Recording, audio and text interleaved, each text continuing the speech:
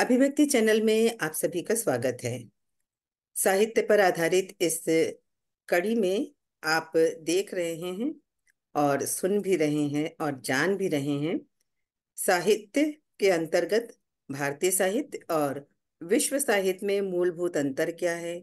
उपन्यास हो या कहानी हो या लघु कथाएं हो, इन सब पर जानकारी दे रहे हैं काशी से जुड़े विद्वान साहित्यकार, नाटकविद और फिल्म निर्देशक डॉक्टर गौतम चटर्जी। तो आइए सबसे पहले इनका स्वागत करें। डॉक्टर गौतम चटर्जी, आपका इस अंक में एक बार पुनः स्वागत है। Thank you so much Menka जी।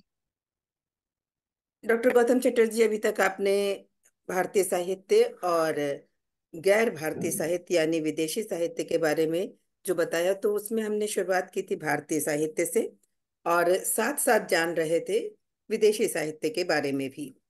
तो उसी के आगे हम चाहते हैं, हम जान चुके थे भरत मुनि के नाट्य शास्त्र तक। आपने बताया था कि उन्होंने किस तरीके से नाट्य शास्त्र में सभी कलाओं के बारे में बताया है। तो हम चाहेंगे कि आप उसके आगे उसे कंटिन्यू करें। जी। वो हम लोगों ने ये बात की थी या हम लोगों ने ऐसा देखा था जी। कि जो प्रथम काव्य है इस हम्म। सृष्टि का या उस भारतीय पृथ्वी का, वो वेद है। जी। वहां से छंद हम्म। या काव्य आरंभ होता है। और वैदिक साहित्य के बाद जो एक और काव्य आरंभ होता है वो भरत मुनि के नाट्य शास्त्र से आरंभ होता है।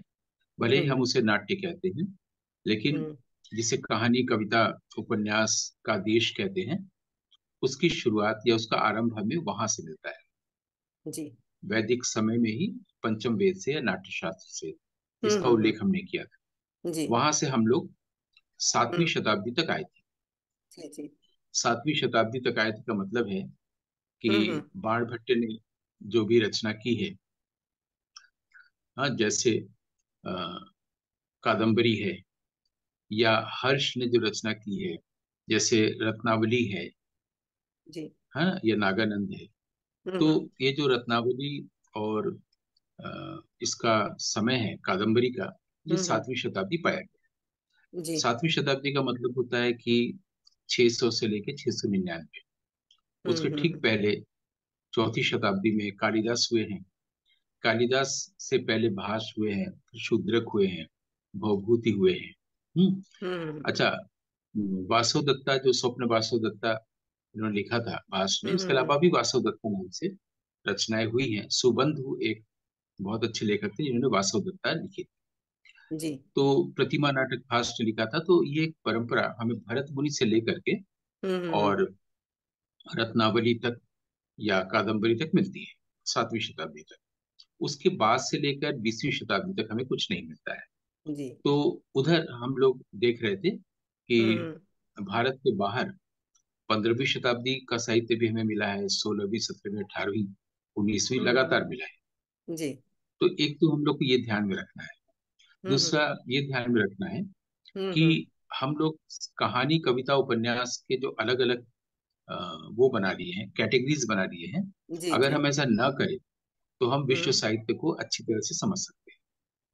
जैसे कि हम्म। जब हमारे यहाँ वैदिक साहित्य रचा जा रहा था, जी। वैदिक साहित्य यानी नाट्यशास्त्र से पहले का साहित्य, हम्म। स्मृति ग्रंथ, शिक्षा ग्रंथ, या वेद के बाद ब्राह्मण, आरण्यक, उपनिषद, जी। हम्म, जी। या वेद प्रातिशाख्य।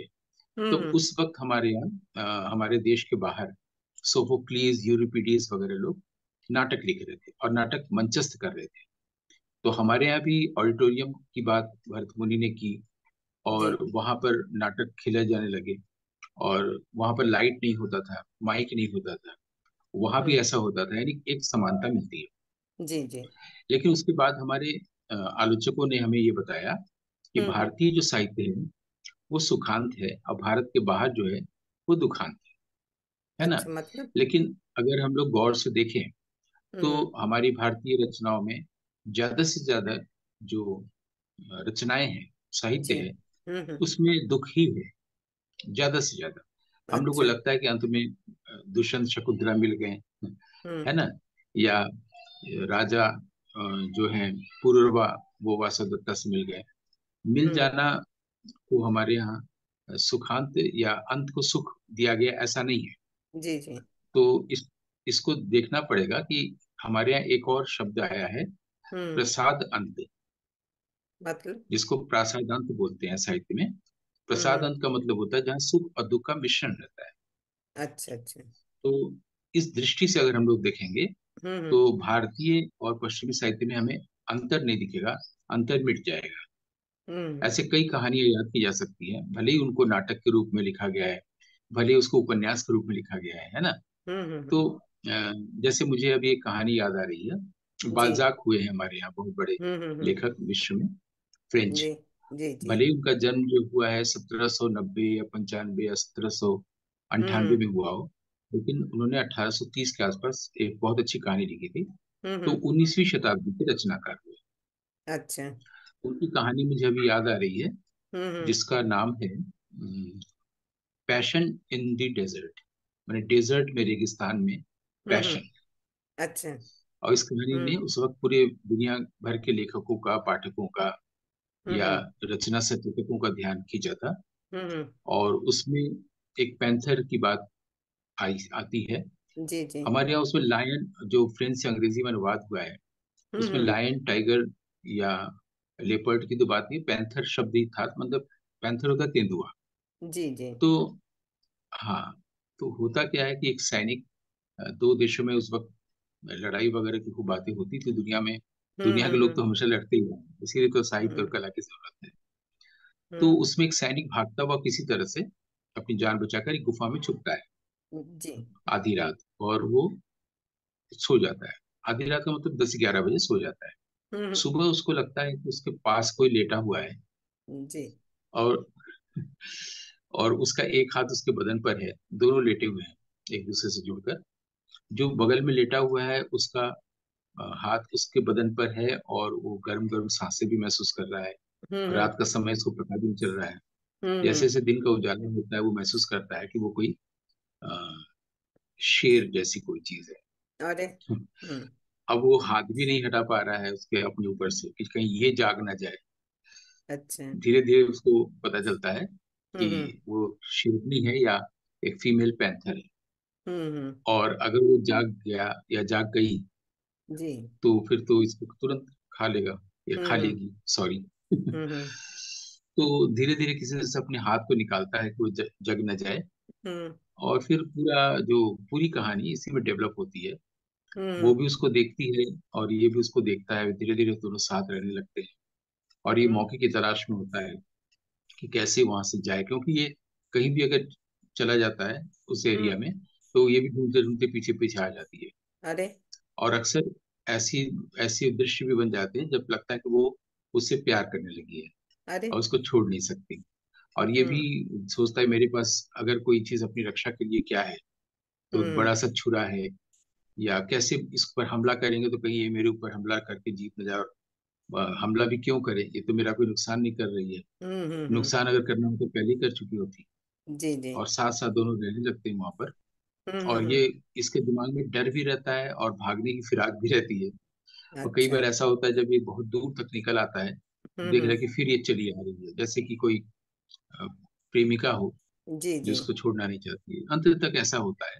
और हम्म। एकदम अंत नहीं बताएंगे क्योंकि उससे सारा चार्म हो सकता है हमारे श्रोताओं पाठकों का बिगड़ जाए। हम्म। तो उसको अगर आप देखेंगे इसका अंत, तो हम्म। उसमें प्रसाद, दुख भी है, सुख भी है।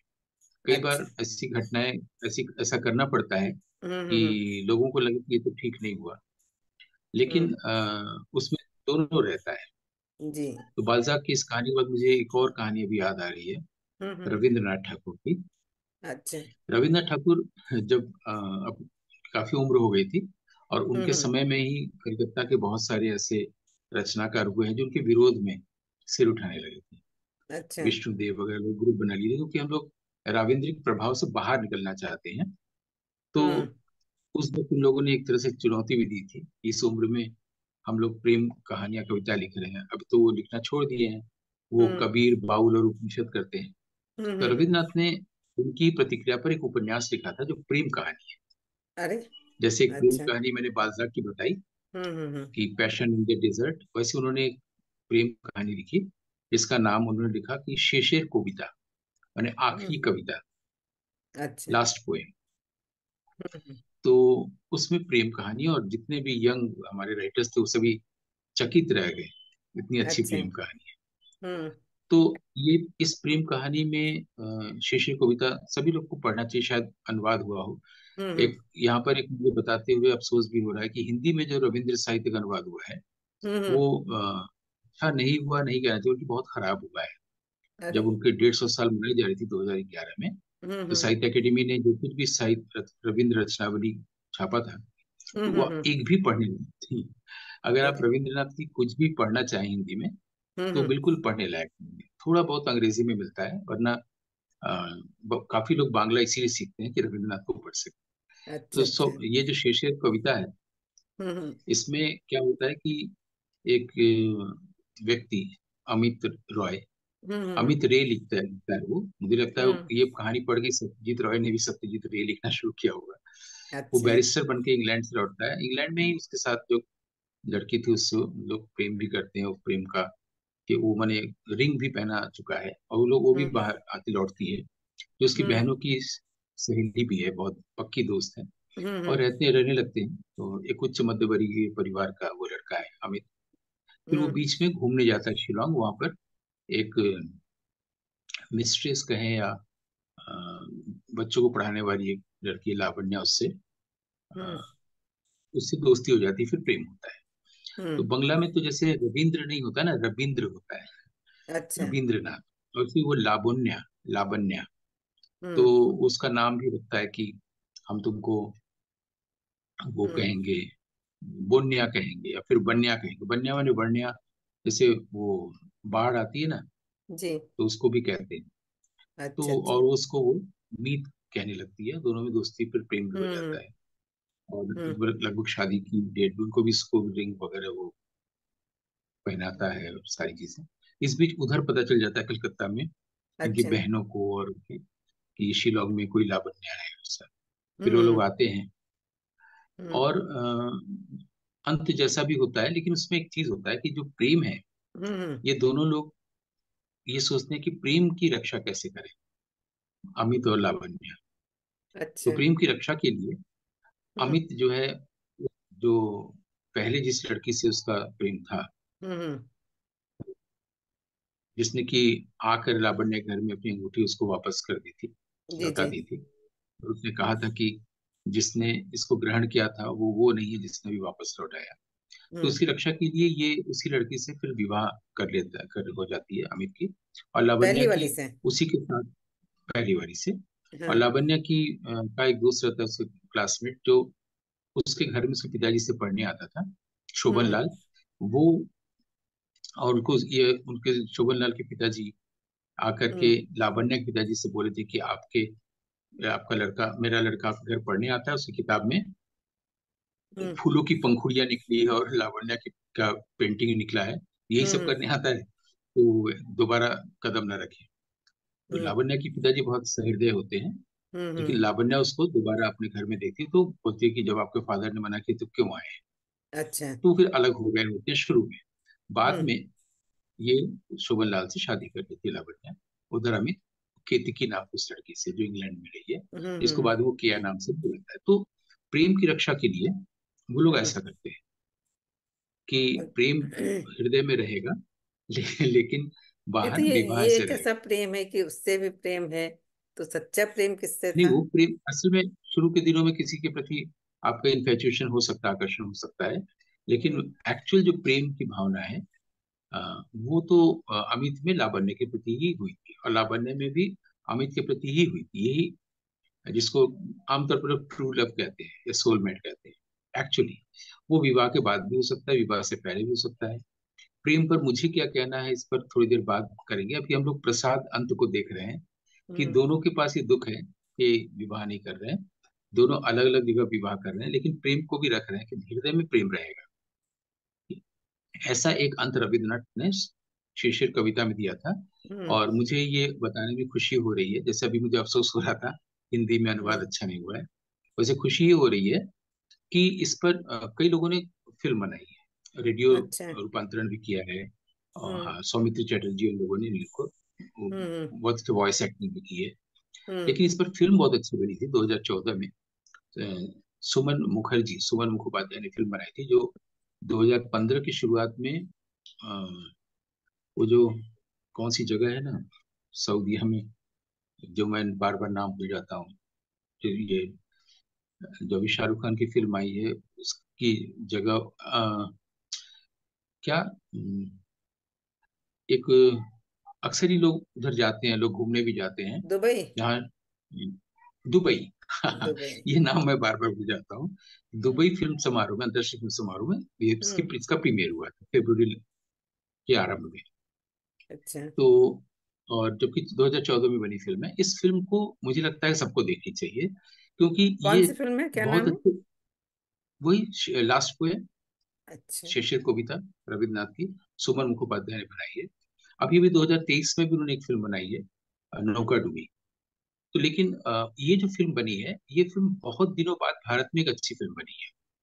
अच्छा। और इस फिल्म में जो कॉम्पोजिशंस हैं, फ्रेम्स हैं, लोकेशंस हैं, हम्म। सबको देखनी चाहिए। मतलब इस फिल्म को देखकर मेरा अपना ऐसा मत है हम्म। कि रविन्द्रनाथ की कहानियों पर सत्यजीत रे ने भी फिल्म बनाई है।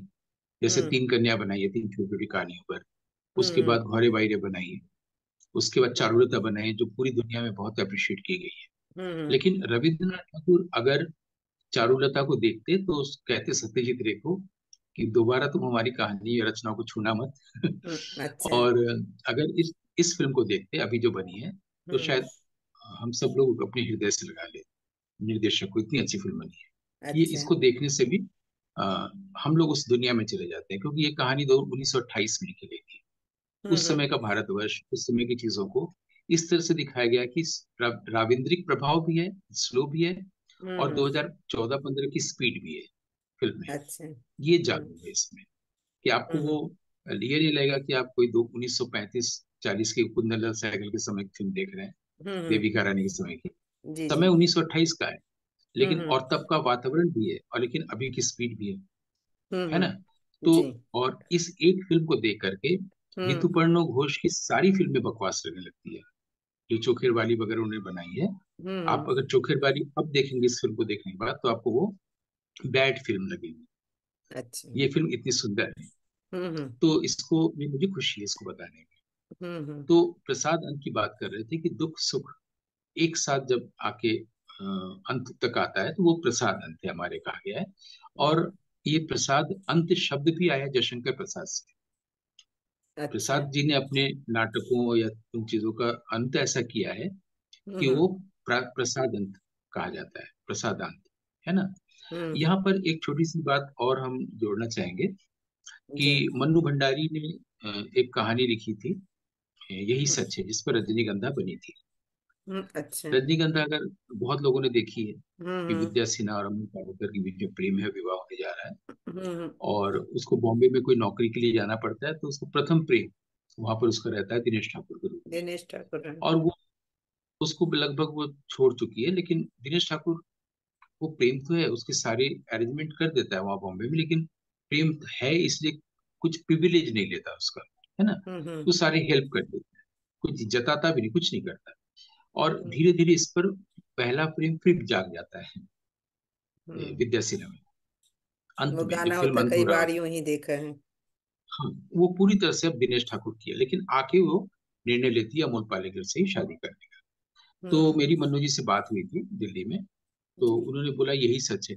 होता क्या है कि उस महिला को लगता है कि सारे लोग एक्सेप्ट कर चुके हैं अमोल पालेकर को, सोसाइटी भी और घर परिवार भी। अगर हम्म। दिनेश ठाकुर के साथ वो करती है जिससे कि प्रेम है एक्चुअली, जैसे कि अमित और लावण्या का, तो नहीं, वहां दिनेश पर ठाकुर से समाज तो में जब उसको मिलती है तो रिजेक्ट। उसकी शादी हो चुकी होती है, रजनीगंधा नहीं में जब दोबारा। हाँ। नहीं नहीं नहीं, वो उसके सभी नहीं, वो उन दोनों भी कॉमन फ्रेंड्स होते हैं। पता नहीं, मुझे ऐसा लग रहा है कि उसकी शादी हो गई ये थी। कॉमन, उसमें यही बात हो है कि वही मन्नू जी कहना चाहती है कि यही सच है कि हम चाहते हैं दिनेश हम्म। ठाकुर को, लेकिन पूरा समाज और परिवार एक्सेप्ट करता करेगा अमोल पालेकर को, इससे वो निर्णय लेती है अमोल पालेकर से ही शादी करने का। यही सच है। अगर वो दिनेश ठाकुर से निर्णय लेती तो उसमें काफी विरोध सहना पड़ता। तो आमतौर पर स्त्रियां ऐसा करती हैं। मैंने तब उनको कहा था कि यही सच नहीं है, जहाँ प्रेम है वही होना चाहिए, रहना चाहिए। और फिर मैंने कहा था, या मैं बताना भी चाहता हूँ, उस हम्म। वक्त में चाहे मन्नू भंडारी हो चाहे शिवानी हो, ये लोग रविंद्रनाथ को खूब पढ़ते थे। और अगर आप शिशिर कविता को पढ़ लेते हैं एक बार, तो आपको हम्म। मन्नू भंडारी की कहानी कहीं स्टैंड नहीं करेगी, क्योंकि वो सेकेंडरी हो गई ना। पहले जी। इस विषय को किसी ने लिख दिया है, हम्म। मौलिकता नहीं रही मन्नू भंडारी की कहानी में। जी। यही सच है, क्योंकि पूरी थीम, पूरी कहानी शिशिर हम्म। कविता का है। तो अच्छा जी। ये हम लोग को, क्योंकि हम लोग क्या करते हैं, एक छोटे से दायरे में पढ़ते हैं, उससे हम्म। बड़े दायरे, उससे बड़े दायरे तक नहीं जाते हैं। तो जी। विश्व साहित्य में भी जाकर भी हम लोग सी ग्रेड के नॉवेल्स और पोएट्स को पढ़ते हैं, उसको कोट कर रहे होते हैं। हम्म। ये जानना चाहिए कि पूरे विश्व साहित्य में क्या उत्कृष्ट है, क्या श्रेष्ठ है। वहां से हम्म। अगर हम आरंभ करें तो नीचे उतरेंगे ही नहीं, है ना। हम हम्म। लोग सबसे पहले किसी को पढ़ते हैं और बहुत मुग्ध हो जाते हैं, फिर आगे बढ़ते हैं। आगे जो बढ़ना है वो विश्व साहित्य में किस तरफ आगे बढ़ना है ये नहीं जानते। जैसे हम्म। मान लीजिए कि आपने भारत के धर्मवीर भारती को पढ़ा। अब आप भारत के बाहर किसी को पढ़ना चाहते हैं, और आप देखते हैं किताब की दुकानों पे या एयरपोर्ट पर हम्म। हारुकी मुराकामी के नॉवेल्स हैं। आप हम्म। उसको पढ़ते हैं, आप सोचते हैं विश्व साहित्य पढ़ रहे हैं, उसको कोट करने लगते हैं। मुराकामी हम्म। की बर्थडे बहुत इंपॉर्टेंट नॉवेल है। लेकिन आप नहीं हम्म। जानते कि हैरोल्ड पिंटर ने बर्थडे पार्टी एक बहुत सा प्ले लिखा है, थिएटर ऑफ द एब्सर्ड के।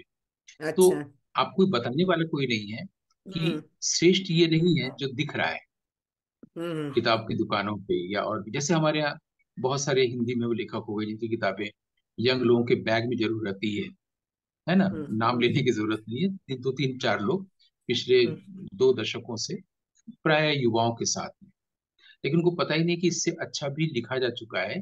और ये जो है ये बी भी नहीं, सी ग्रेड डी ग्रेड चल रहा है। हम्म। तो एक एंथोलॉजिकल अप्रोच आना चाहिए, इसको हम लोग एक समय में बताया था कि कॉमनवेल्थ राइटर्स का प्रोग्राम होता है, जो जी। पहले राइटर्स वर्कशॉप से राइटर्स निकलते थे। जैसे हमने हम्म। एक बार कहा था रशियन राइटर्स वर्कशॉप, वहां से एक बहुत अच्छा लेखक निकला था, रसूल हमजा तो। रसूल अच्छा। हमजा तो की किताब है हम्म। मेरा दागिस्तान, वो भी पढ़ना चाहिए कि हम्म। कैसे एक उपन्यास को लिखे। इसको बताने में पूरा उपन्यास उन्होंने लिखा है। अच्छा। और उसमें इतने अच्छे प्रोवर्ब्स हैं, कोटेबल हम्म। कोट्स हैं, कि आदमी पहले अक्षर से शुरू करेगा, पूरा पढ़ लेगा। और वो बहुत दुनिया भर में मशहूर हुई, बहुत बिका। और हम्म। अब तो उसको वो उससे 2 पार्ट भी हो गया है, क्योंकि जब कोई चीज चलने लगती है तो फिर उसका और वर्षन आ जाते हम्म। हैं। हम्म। रसूल तो कि मेरा दागिस्तान एक बहुत इंपॉर्टेंट किताब है। वैसे ही हम्म। जैसे हमारे यहाँ वासुदेव सिंह अग्रवाल ने लिखा है कल्प वृक्ष, और हृदय हम्म। शाह द्विवेदी की कल्प, ये पढ़ने लायक है। कल्प हम्म। वृक्ष में क्या होता है कि आप जी। पढ़ते पढ़ते पूरा वेद पढ़ लेते हैं। अच्छा। इतनी अच्छी खूबसूरती से इसको लिखा गया है जी। हम्म। तो मेरा ये कहना है कि ये जो सुखांत दुखांत का जो मोटा मोटा जो क्लीशे के तौर पर बनाया गया है कि अंत जो हम्म। है दुख से भरा, अंत सुख से भरा, ऐसा विश्व साहित्य में नहीं रहा है। हम्म। जयशंकर प्रसाद जी ने बहुत बड़ा काम कर दिया कि हम्म। उन्होंने प्रसाद अंत का एक हमको सेंस दिया। जी। तो इस तरह से हम लोग बार बार हर इस एपिसोड, इसके एपिसोड्स में व्यक्ति के हम्म। विश्व साहित्य की चर्चा इस तरह से कर रहे हैं कि हर बार एक नया सेंस डेवलप हो, एक नई जी। सेंसिबिलिटी आए, एक नया भावबोध आए, और आदमी हम्म। के मन में ये इच्छा पैदा हो कि वो श्रेष्ठ साहित्य की ओर बढ़े। जी। और हाँ, तो जो मैं प्रेम पर ये कहना चाह रहा था, जो प्रेम की कहानी की बात हो रही थी, जी। कि एक पाठक का भी अपना अभिमत होता है। तो मेरा हम्म। मत ये है कि हम्म। ये जो प्रेम होता है और प्रेम किया नहीं जाता है, और प्रेम नहीं रह गया, या प्रेम को रह जाए ऐसा बचाने के लिए कि हम लोग क्या करें, और हम्म। प्रेम में दुख मिलता है, मेरे अनुभव और मेरे ऑब्जर्वेशन में ऐसा नहीं हुआ है। मेरे अनुभव में या मेरे ऑब्जर्वेशन में यह है हम्म। कि जैसे हवा है, और हम्म। हम जब ये देह धारण करते हैं तो उसके संपर्क में आते हैं। उसके पहले भी हवा थी ना, जी। इस पूरी वातावरण में। और जब हम्म। ये देह नहीं रहेगा तब भी हवा रहेगी, हम्म। जैसे धूप है। तो प्रेम इस तरह से है, उसका अनारंभ है, वो उसका आरंभ नहीं होता है। प्रेम हमेशा से है, अनादि अनंत, अजन्मा कह सकते हैं। उसका उसका अंत नहीं होता, मृत्यु नहीं होती है। धूप की तरह, हवा की तरह हम उसके संपर्क में या उसके स्पर्श में आते हैं, जो कि टैक्टाइल होता है। शायद अंग्रेजी में ये शब्द है टैक्टाइल ना, जी। या आप इसका भी प्रयोग करती ही होंगी। तो हम्म। इसका जो स्पर्श है, जैसे हवा का स्पर्श हमें होता है, हवा तो पहले से है, ऐसे हम्म। प्रेम का स्पर्श होता है। तो हम हम्म। भले ही अपने माइंड के थ्रू उसको सुख दुख कहें, या प्रेम चला गया, या प्रेम रह गया, ये प्रेम सिर्फ हृदय में रह गया, और मैं किसी से शादी नहीं मैंने की, और प्रेम को मैंने सुरक्षित रखा, ये जो शुरू से अंत तक अभी तक है। अभी तो हम लोग बंकिम चंद्र चटर्जी की दुनिया में गए ही नहीं है, लोग कपाल कुंडला तक ही सीमित रहते हैं। तो हम्म। उनके जो और वो है उपन्यास, उसको पढ़ेंगे तो दूसरे ढंग से प्रेम को देखते हैं। शरद चंद्र अपने ढंग से देखते हैं। हम्म। और प्रेमचंद की जिस खुदी कहानी की मैं बात करता हूँ, उसमें एक लड़की जिसके माता पिता का पता नहीं है, वो हम्म। बड़ी हुई है, और तमाम उस जो मोहल्ले के, उस जगह के सारे युवक उसको बहुत चाहने लगते हैं, और बहुत खूबसूरत होती है, लेकिन वो किसी से जुड़ती नहीं है। एक दिन वो पेड़ के नीचे किसी अजनबी को देखती है, बाहर से आया हुआ, जो हम्म। बहुत दुखी भी है, और खाने पीने का भी उसके पास कोई चीज नहीं। तो धीरे धीरे उसकी उसको अपनी झोपड़ी में ले आती, रखती है, लेकिन उसके मन में स्त्रियों के प्रति अच्छा भाव नहीं रहता है। और वो हम्म। चला जाता है। इसलिए उसको, हाँ, उसके प्रति एक एवर्शन है। लेकिन धीरे धीरे दोनों लोग रहने लगते हैं, और उसको ये लगता है कि स्त्री से उसको दुख मिला है तो इससे भी दुख मिलेगा। और एक दिन वो वहां से अचानक बिना बताए चला जाता है। अभी हम्म। अकेले बैठी रहती है। अब लड़के लोग कहते हैं कि अब तो तुम किसका बाट जोड़ रही हो, अब तो आएगा नहीं। हम्म। काफी समय जब गुजर जाता है, अब हम लोग हम्म। में से किसी को चुन लो और शादी कर लो। हम्म। तो उस समय वो लड़की बोलती है हम्म। कि गया ही कहाँ है जो मैं इसका इंतजार करूं। ये उसका लास्ट लाइन है। हम्म। इसलिए मुझे कहानी बहुत अच्छी लगती है प्रेमचंद की। प्रेम पर जो श्रेष्ठ कहानी है विश्व की, उसमें मैं इसको पहले नंबर पर रखता हूँ, नहीं, कि लेकिन वो गया ही कहाँ है। इस कहानी को पढ़ के ये तो जरूर लगता है कि जो या तो आदत पड़ गई है, एक आम जन धारणा है कि उसको लौट के आ जाना चाहिए था। बेचारे इतना इंतजार करती है, इतने लेकिन ये बाहर वर्षों। वालों की नजर में है ना, ये बाहर वालों की नजर में है कि उसको लौट के आ जाना चाहिए था, या हम पाठकों की नजर में है। लेकिन उसके हम्म। हृदय की बात प्रेमचंद जो लिख रहे हैं, कि वो गया ही कहाँ है, कि वो लौटेगा और हम उसका इंतजार कर रहे हैं। ये जब हम बंकिम की या रविन्द्रनाथ की या शरदचंद्र की कहानियां पढ़ते हैं, उसमें ऐसा नहीं मिलता है।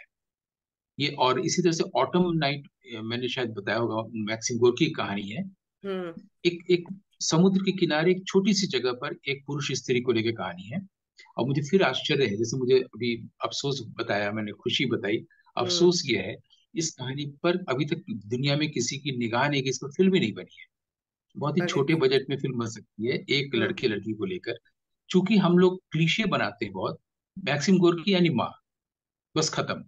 ये नहीं सोचते कि वो सर्वांगीण रूप से तमाम उनका जो साहित्य बिखरा पड़ा है, सब पढ़ना चाहिए हमें। हम्म। प्रेमचंद का पूरा पढ़ना चाहिए, शरदचंद्र का पूरा पढ़ना चाहिए। वो हम लोग नहीं देखते हैं, और हम लोग एक शिवानी यानी मृगनयनी वहीं तक आके रह जाते हैं, विष कन्या यहीं तक रह जाते हैं। दो चार जो फेमस हो जाती है ना, हम लोग वहीं पर अपने आप को रोक लेते हैं। तो मुझे लगता है मैक्सिम गोर्की की जो ऑटम नाइट है, जी। प्रेमचंद की इस प्रेम कहानी के तुरंत बाद है। तो प्रेम के भी बहुत सारे रूप हमारे यहाँ बताए गए हैं, जैसे कि अ, अगर इस एपिसोड में समय है तो ठीक, नहीं तो अगली बार हम लोग बात नहीं, अभी करेंगे हाँ है, मोपासा के अभी। प्रेम। हाँ, अभी 7-8 मिनट हैं। 8 मिनट तो हैं। मैं आपको एक कहानी और अभी याद आ गई, वेंडेटा, जो बहुत मशहूर कहानी है हम्म। हम्म। मोपासा की। हम्म। उसमें दो युवक होते हैं, कसाई, और आपस में बगल बगल दुकान होती है। एक दिन दोनों में झगड़ा होता है, एक एक दूसरे पर वार कर देता है उसी से, और वो खत्म हो जाता है। दोनों। जब वो लड़का नहीं रहता है, हाँ, वो दोस्त जो है, और झगड़ा होता है गुस्से में आकर, जिससे वो हलाल करता है, वो हम्म। इससे गर्दन उड़ा देता है। उसके बाद वो दुकान उकान बंद करके नदी के उस पार जाके रहने लगता है, क्योंकि वो अब बाद में तो अफसोस हो गई ना कि अब हत्या हो गई। लेकिन हम्म। उस शाम से एक खास तरह की घटना शुरू होती है, जो कहानी आरंभ होता है ऐसे। इस कहानी में वो क्या होता हम्म। है कि उस लड़की की माँ, जिसकी मृत्यु हो गई है, हम्म। उसकी माँ रोज 10 बजे अपने कुत्ते को खाना देती है। हम्म। तो उसमें क्या होता है कि ठीक 9:30 बजे घड़ी में आवाज होती है, 9:30 बजने की। हम्म। उस समय उस कुत्ते के लार वगैरह टपकना शुरू करते हैं, स्लाइवर वगैरह तैयार होता हम्म। है, वो प्रिपेयर होता है खाने के लिए कि अब खाना मिलेगा। और हम्म। ठीक 10 बजे जंजीर हम्म। से बजा बधा वो कुत्ता रहता है, उसको सामने खाना हम्म। दिया जाता है, वो खाने लगता है। रोज ऐसा होता है। आज इससे होता है 9:30 बजे, जब वो घंटा बजता है घड़ी में, 10 बजे खाना उसको नहीं मिलता है। जिस दिन उस लड़के की डेथ हत्या होती हुई है। है, उसकी माँ ने उसको हम्म। 10:30 बजे दिया। हम्म। अब 9:30 बजे जब घंटा बजता है, कुत्ते की तो कंडीशनिंग है कि वो हम्म। तैयार हो रहा है खाने के लिए। जब 10:15 या 10:30 बजे मिलेगा, तो जंजीर से बंधा कुत्ता खाने पर तुम झपट पड़ेगा। हम्म। फिर धीरे धीरे वो 11:45 होता है, उसको वो अवधि बढ़ने लगती है उसी शाम से। और फिर 11 बजता है, फिर 11:30 बजता है। जब 11:30 बजे बजता है और खाना मिलता है, तो वो एकदम पागलों की तरह झपट पड़ता है। हम्म। फिर हम्म। एक रात 9:30 बजे से लेकर के 11:45 बज जाता है और खाना नहीं मिलता है। हम्म। और उस महिला क्या करती है, लड़के की माँ, हम्म। जंजीर खोल के कुत्ते को लेकर के नाव पर हम्म। बैठती है, नदी को उस पार जाती है, नॉक करती है।